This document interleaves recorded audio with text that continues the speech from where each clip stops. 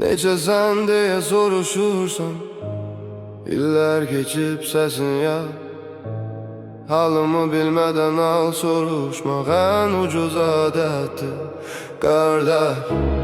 Deyirsən nə edirsən, özünə bax, aynaya bax. Mənim cavabım sənə ağırdı, ona görə sual vermə, saxla. Yalanı bəzəyib doğru kimi dilimə qoyma, udan biraz. Qiymətimi bul da axtaranın hörməti qəpikdən də az.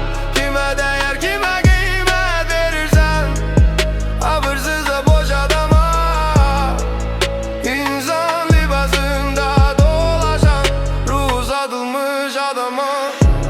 Can ey can, kimsən sen? Öz adını unuttum çoktan. Bir çakalın üzünü taşıyıb mələk donu geyinmişsən yalandan.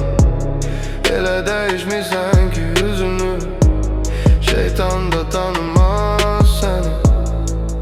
Çünki şər səndən öyrənib necə gizlədi özünü. Sənə nə deyirəm bugün, sabah da eyni sözüm var. Səndən mənə düşən tək pay, susmaqdır, başqa nə var? Zaman əni bəhanə edib özünü insan sanma boşuna. Hər gün özünü aldadan qorxudur ömür boyu vicdanına.